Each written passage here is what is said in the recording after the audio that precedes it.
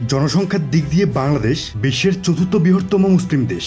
কিন্তু কখনো কি ভেবেছেন আশেপাশের দেশগুলো হিন্দু এবং বৌদ্ধ সংখ্যাগরিষ্ঠ হওয়া সত্ত্বেও বাংলাদেশ কিভাবে মুসলিম সংখ্যাগরিষ্ঠ দেশে পরিণত হলো? যেখানে মক্কা মদিনার এত কাছে হয়েও আরব আমিরাতে মুসলিম জনসংখ্যা মাত্র ৭৭ ভাগ, সেখানে কিভাবে বাংলাদেশে ৯১ ভাগ জনসংখ্যাই মুসলিম সম্প্রদায়ের?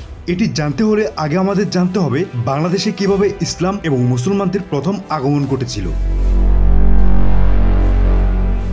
১২০৪ সালে তুর্কি জেনারেল বখতিয়ার খলজির মাধ্যমেই বাংলায় মুসলিম শাসনের শুরু হয়, কিন্তু মুসলমানদের আগমন ঘটে তারও অনেক আগে, আর সেটা আরব বণিকদের বাণিজ্যের মাধ্যমে। ধারণা করা হয় অষ্টম শতাব্দীতে আরব বণিকরা বাংলায় বাণিজ্যের জন্য আসতো। এসব আরব বণিকরা বেশিরভাগ ছিল ইসলাম ধর্মের অনুসারী। তারা বাণিজ্যের উদ্দেশ্যে এদেশে আসলেও এদেশের মানুষের মাঝে ইসলামের আদর্শ ছড়িয়ে দিত। আরব মুসলিম বণিকদের সততা, নৈতিকতা এবং ব্যবসায়িক নীতির কারণে স্থানীয় অনেকেই ইসলামের প্রতি আকৃষ্ট হয়। এসব আরব বণিকদের হাত ধরে চট্টগ্রাম সহ বাংলার গুরুত্বপূর্ণ বাণিজ্যিক কেন্দ্রগুলোতে ছোট ছোট মুসলিম কমিউনিটি গড়ে ওঠে।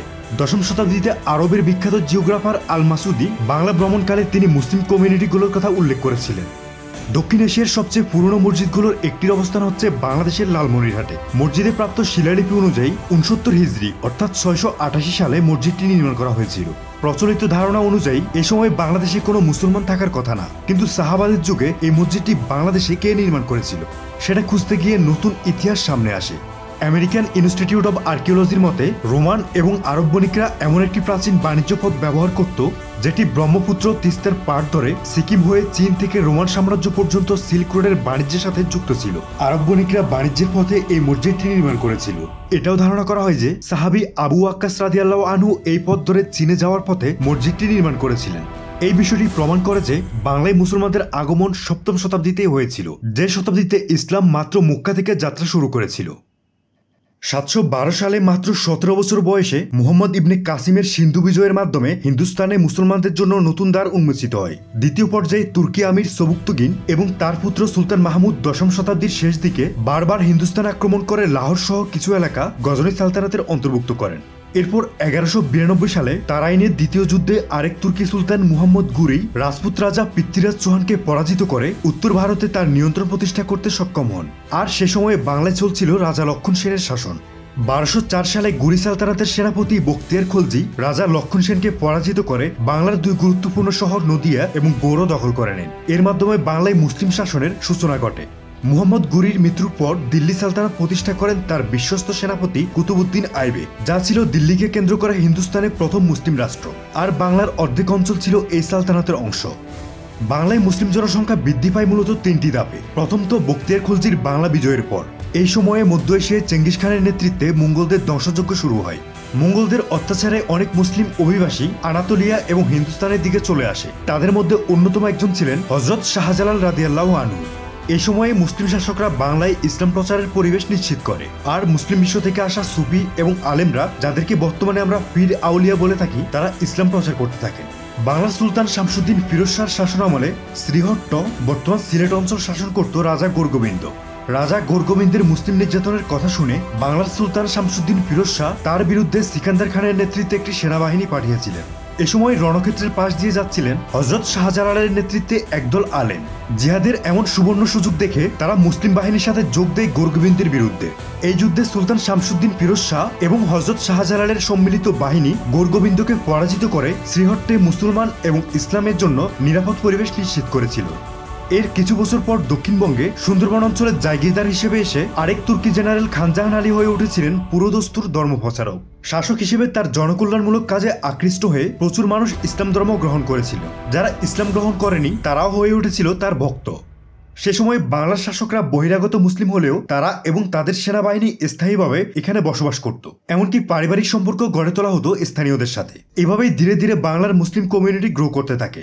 মুসলিম শাসকরা ইসলাম প্রচারের সাথে বিভিন্ন মসজিদ, মাদ্রাসা এবং দরগার জন্য প্রচুর জমি লাখেরাজ সম্পদ হিসেবে দান করতেন। এসব সম্পদ থেকে প্রাপ্ত টাকা ব্যবহার করা হতো জনকল্যাণমূলক কাজে এবং ইসলাম প্রচারের জন্য।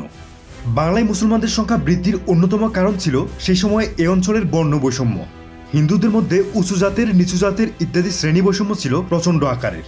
আজকের বাংলাদেশে ছিল সমাজের নিম্ন শ্রেণীর শূদ্র এবং দলিতদের বাসস্থান।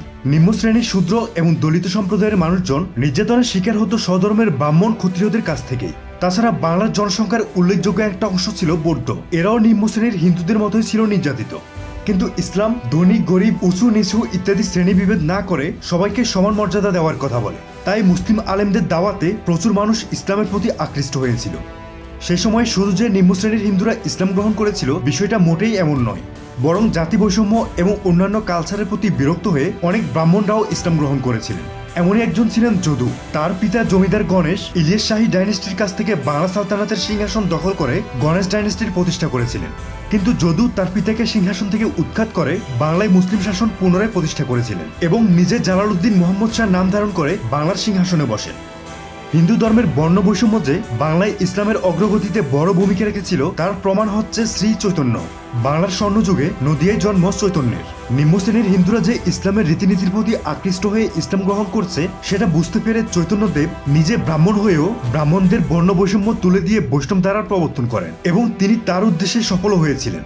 তার ভক্তি আন্দোলন নিম্ন শ্রেণীর হিন্দুদের আকর্ষণ করেছিল, ফলে অনেকে ইসলাম গ্রহণের পরিবর্তে বৈষ্ণব ধারায় যুক্ত হয়। বলা যেতে পারে সে যাত্রায় তিনি বাংলায় হিন্দু ধর্মের অস্তিত্ব টিকিয়ে রাখতে সক্ষম হয়েছিলেন। এর পেছনে অবশ্য বাংলার সুলতান আলাউদ্দিন হোসেন শাহের উদার মনোভাব গুরুত্বপূর্ণ ভূমিকা রেখেছিল।